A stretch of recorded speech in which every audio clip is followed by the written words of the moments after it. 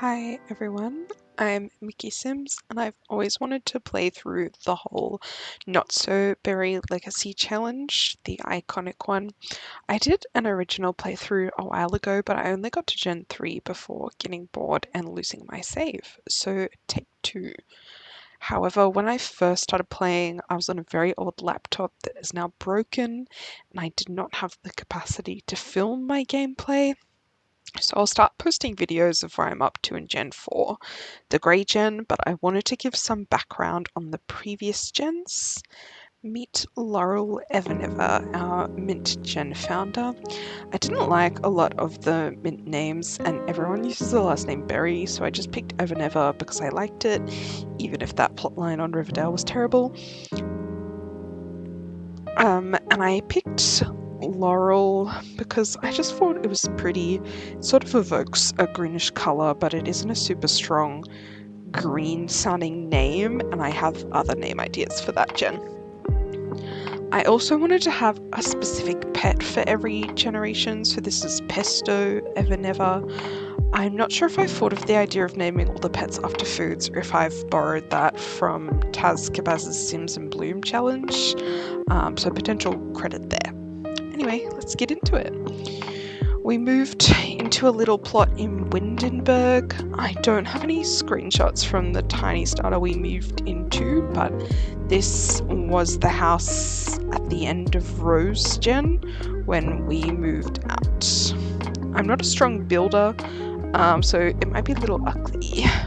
That's okay. Just a little warning, I'm not super plugged into Sims lore or attached to townies and their relationships, and I didn't think mischievous, jealous, materialistic Laurel would care too much about established relationships either, so there is home wrecking in this generation. Laurel immediately started working on her mischief skill as soon as the welcome wagon came over. She also started a little gardening as a side hustle to help out with money in the beginning because we were poor. She was a superstar at work and she tended to get promotions very quickly, even after like one shift at the lower levels. Her co-workers never seemed too keen on her testing out serums and other things on them, but she won them over eventually, and she ended up becoming really good friends with Sir Priya Delgado and Eloise Hiddlesticks. Mortimer Goff beats her playing chess in the park one day, and she is immediately like, dang, this man is smart, I like that. But she doesn't flirt with him at their first meeting. She does run into him again later at the romance festival, and the Sakura tea certainly gets them in a spirited mood. Unprotected woohoo does have consequences. Pesto is not impressed given Laurel recently took away his ability to procreate. Laurel really saw this man in his fancy red suit and went, yep, he's the one for me. Family and marriage be damned.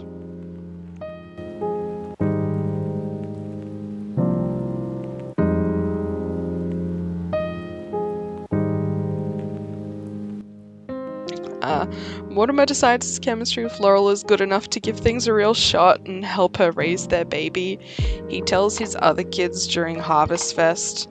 Cassandra doesn't take it well, but Alexander and Laurel seem to have a sort of understanding. Mortimer moves in and immediately starts doing things around the house, leading to Laurel putting him in his place because she's like, that's my job. I'm the one who fixes broken things around here. But yeah, Laurel really thought he'd be more useful when she was in labour, given he already has 2 kids.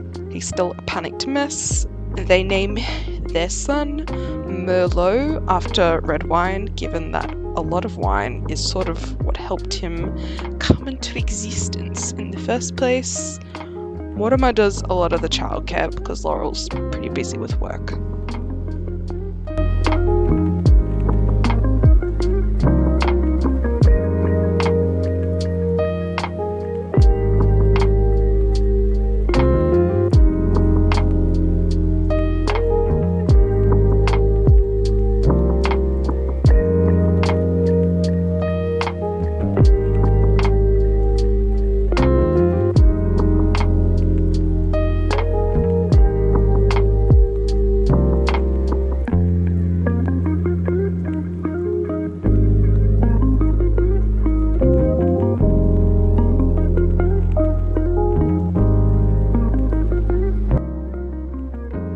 Laurel likes to take Mortimer on dates to the same pub where she goes after work and heckles people.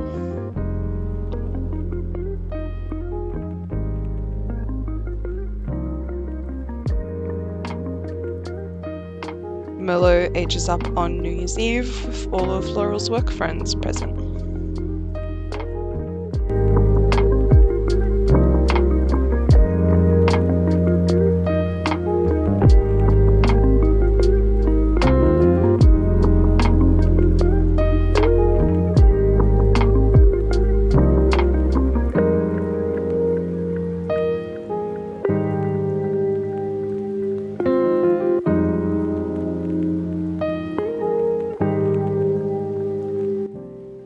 Mortimer takes her on flashy dates, which the materialistic girly inside of Laurel loves, even if she tends to sneak off and get up to some mischief.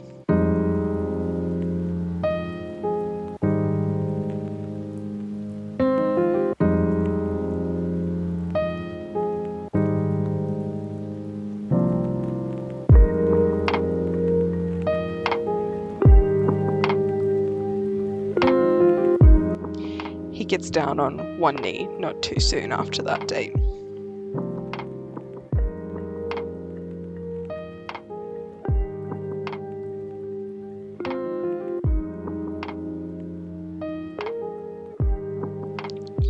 Unfortunately, Laurel absolutely crushing things in the science world at work gains some extraterrestrial attention.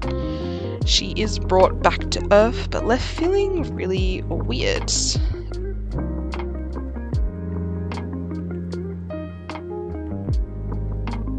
Nevertheless, her wedding goes ahead.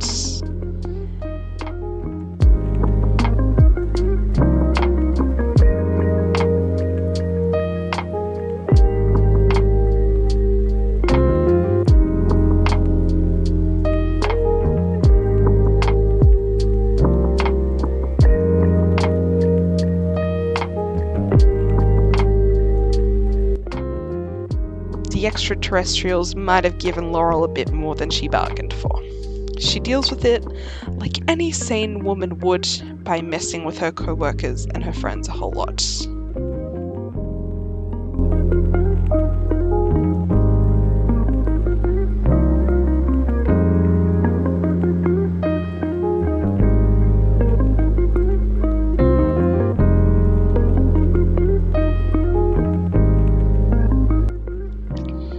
Merlot is growing, and so is Laurel's element collection.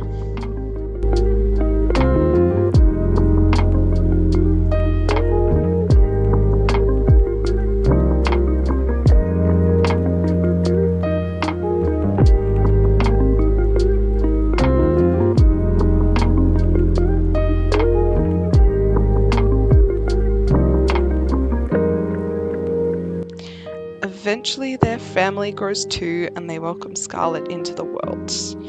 Even though she's not Mortimer's, he loves her just the same. Merlot seems to like having a little sister.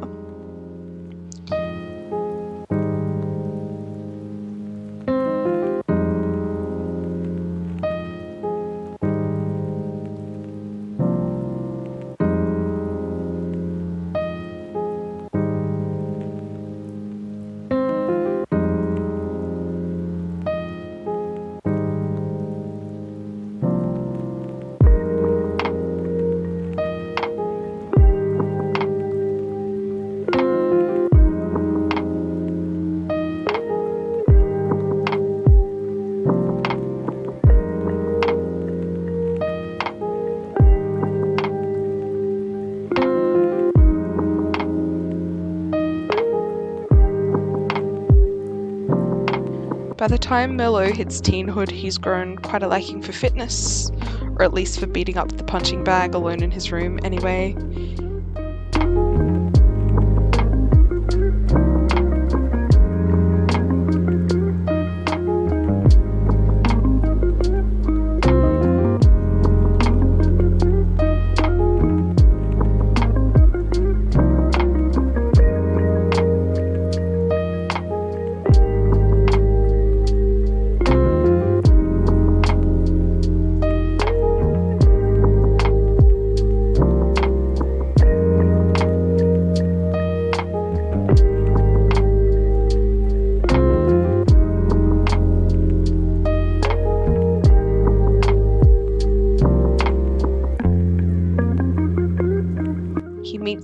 Evie Delgado at school, and they quickly form a friendship.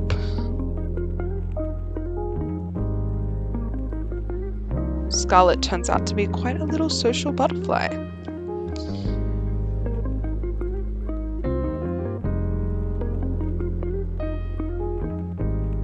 Mortimer ages, and unfortunately so does Pesto.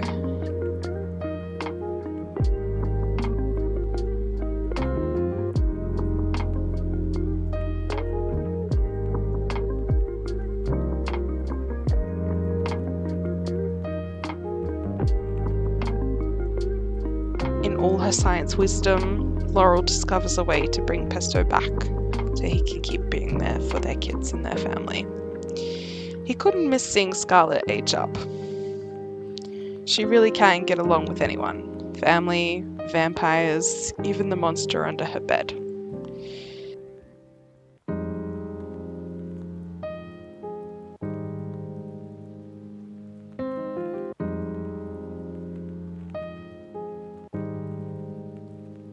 They go out for another family fun day so Laurel can spend some more time terrorizing the locals, and Scarlet meets Bethany. They quickly become besties.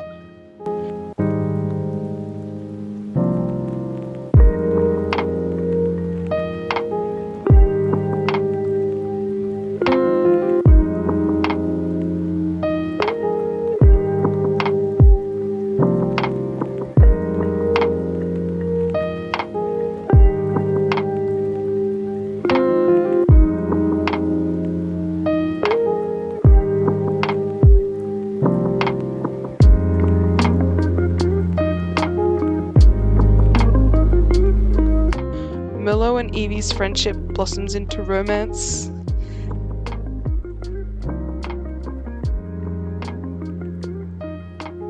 The aliens don't leave Laurel alone, but she's done everything she needs to do.